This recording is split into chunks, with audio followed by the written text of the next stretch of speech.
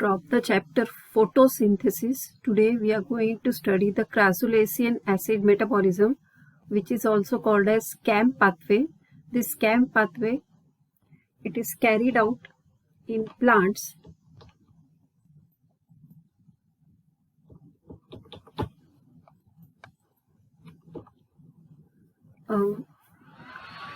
of members of Crassulaceae family. This Crassulaceae family consists of plants which are succulents, or they have mucilage in their leaves, and the plants, they grow in dry conditions, which are also called as xerophytes. Stomata remain closed during the day to check the loss of water through transpiration. So at the daytime, the stomata, they remain closed. The mechanism of photosynthesis in these plants is different, and it is called crassulacean acid metabolism. Such plants are called CAM plants. Example of these type of plants are Kalanchoe. Kalanchoe, it is a flowering plant with leathery thick leaves. Opuntia,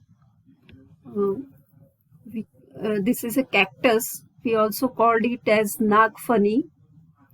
Then aloe vera, it is a common plant which contains the mucilaginous gel, which is having a lot of medicinal properties, and it is found in each and every house. Aloe vera, korfal. So these are the examples of CAM plants, xerophytic plants, in which the photosynthesis, it takes place by crassulacean acid metabolism. Now in these plants, the stomata are scotoactive. Scotoactive means they are active during the night time.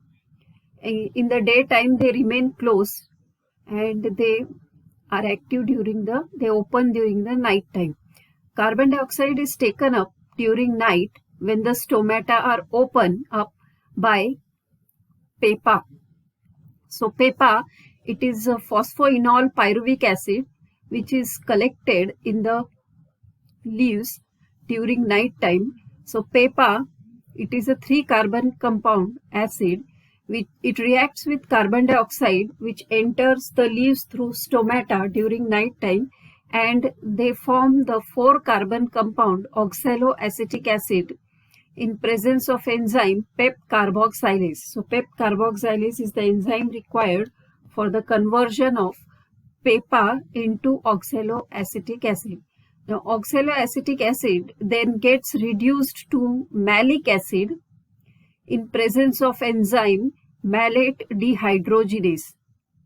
So, malate gets accumulated during the night time. Formation of malic acid during the dark is called acidification. During daytime, the stomata are closed.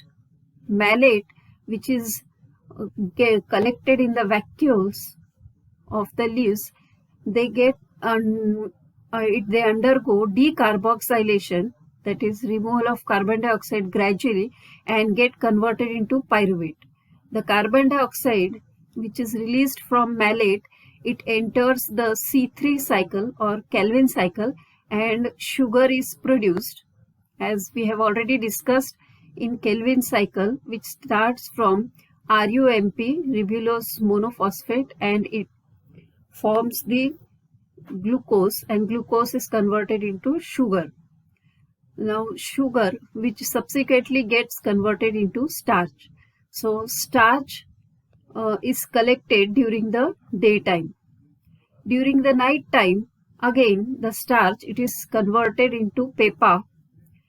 So in CAM plants, C4 pathway occurs during the night time, and C3 pathway occurs during the daytime. Acid concentration increases during night and decreases during the day. This diurnal fluctuation of day and night acid concentration, it is the characteristic feature of CAM plants. Acid is collected during the night time, and during the daytime, that acid is converted into the starch. So starch is formed during the daytime. Again, the starch is converted into PEPA, and it forms the malic acid during the night time. So this cycle continues, day and night cycle, and formation of acid. Here the Kranz anatomy is absent, as it is found in C4 plants. The Kranz anatomy, it is absent in CAM plants. Then the factors which affect photosynthesis, the external factors are light. It is an essential factor as it supplies the energy for photosynthesis. Both quality and intensity of light affects photosynthesis. Now, highest rate of photosynthesis takes place in red light, and then the next comes the blue light. So in red light and blue light, maximum photosynthesis takes place. In a forest canopy, it is the area which is covered with larger trees. The rate of photosynthesis decreases considerably in plants growing under it. In most of the plants, the photosynthesis is maximum in bright diffused sunlight. It decreases in strong light and again slows down in the light of very low intensity. So maximum photosynthesis, it occurs in the bright light. The next factor which affects photosynthesis is carbon dioxide. The main source of carbon dioxide in land plants is atmosphere, which contains only 0.3% of the CO2 gas. Under normal conditions of temperature and light, carbon dioxide acts as the limiting factor in photosynthesis. Now this limiting factor we will discuss afterwards. An increase in concentration of CO2 increases the photosynthesis. Here you can see the graph where on x-axis carbon dioxide concentration is plotted and on y-axis rate of photosynthesis. So as the CO2 concentration increases, the rate of photosynthesis increases, and after an optimum concentration of CO2, further increase gives no increase in rate of photosynthesis. So an increase in CO2 concentration increases photosynthesis. The increase of CO2 to about 1% is generally advantageous to most of the plants. Higher concentration of the gas has an inhibitory effect on photosynthesis. Temperature, like other physiological processes, photosynthesis also needs a suitable temperature. In presence of plenty of light and carbon dioxide, photosynthesis increases with the rise of temperature and it becomes maximum. After that, there is a decrease or fall. So at optimum temperature of 25 degrees Celsius to 30 degrees Celsius,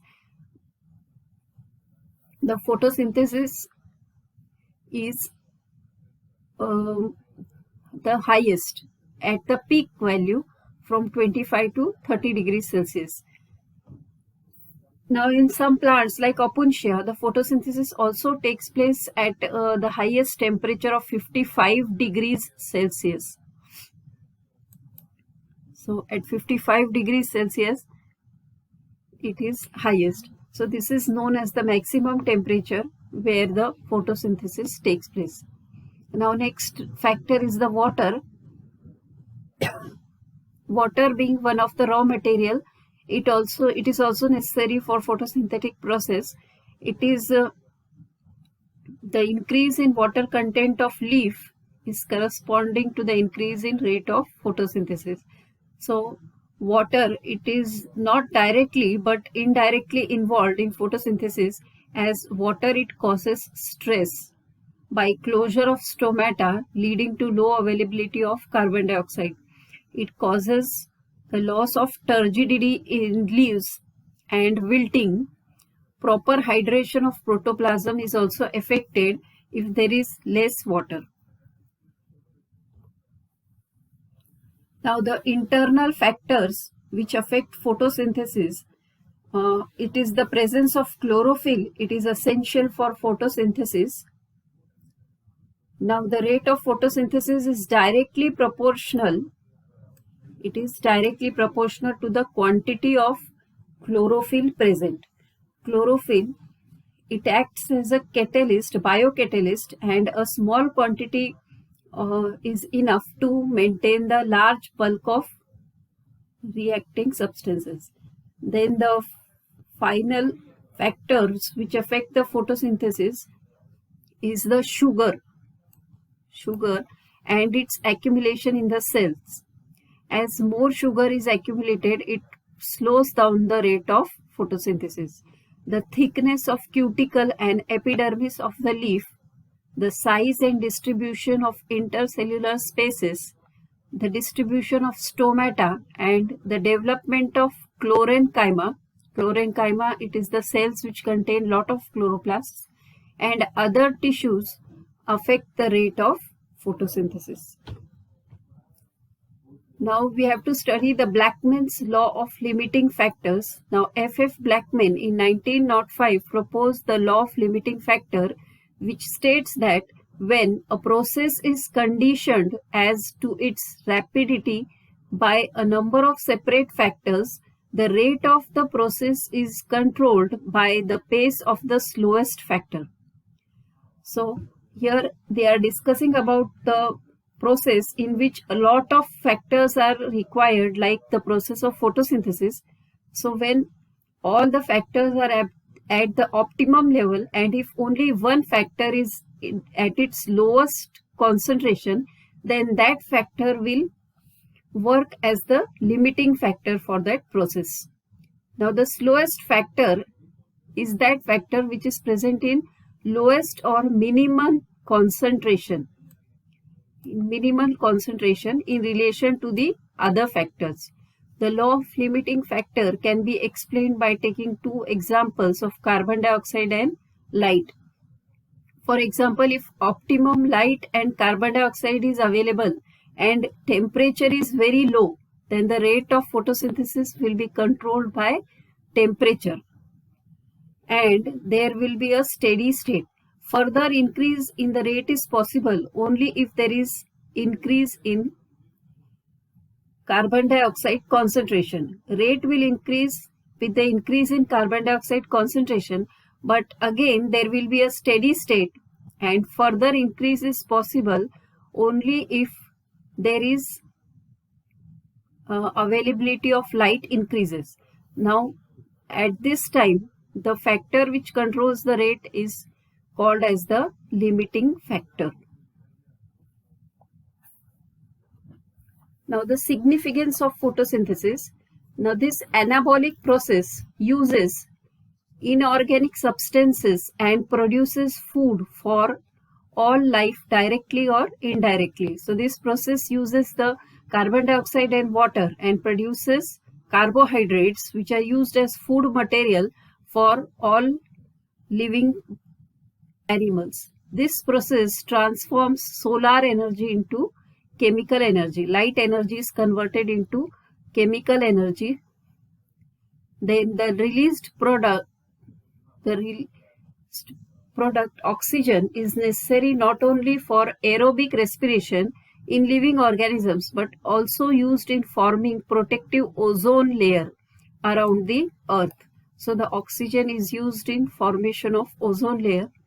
This process also helps us in providing fossil fuels. Fossil fuels are coming from the plant products, then coal, petroleum, and natural gas. So these are some of the significance